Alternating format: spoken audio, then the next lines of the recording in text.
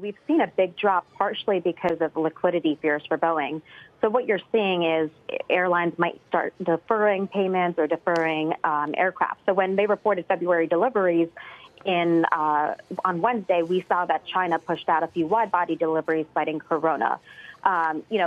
And what Boeing's liquidity situation looks like, just to give you a little bit of a picture, is they supposedly pulled down their $14 billion term loan this week.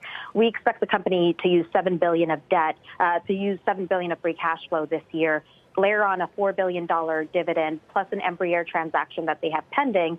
It puts them in a situation where they only have about $2 billion of cash at the end of the year, including the $9 billion they had at the end of last year. So we could see a situation where Boeing goes out to the market for more debt.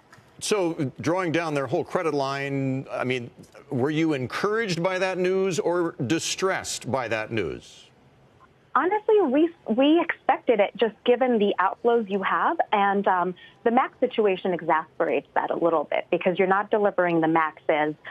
It's the one-year anniversary today, right? So there could be some deferrals of aircraft. And if you do see folks push out wide-body deliveries, if you think about a wide-body incurring about $200 million of cost per wide-body or inventory, a few wide-bodies is easily $1 billion. So drawing $14 billion is nothing. Shelia, does it really make sense for them to continue to pay that dividend? For the time being, yes, because they're in a solid position. Their net debt to EBITDA at the end of this year should be 4.6 times.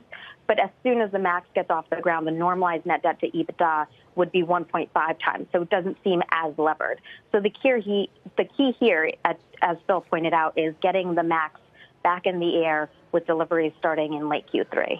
If they have to put the pause button on payments or anything else, the whole world's having to push the pause button. So are they really in the dire situation that we fear that they might be, especially when you consider what the stock price is doing right now, when they're not the only company that's facing this problem right now?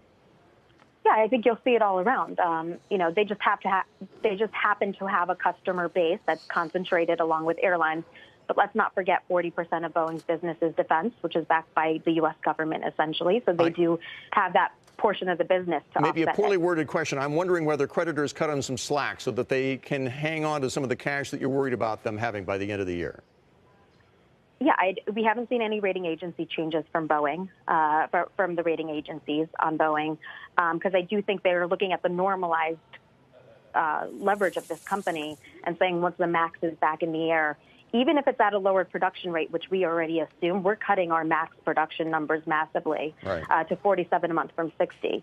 So I think for the time being, they could easily go to the debt markets to raise more debt without issues.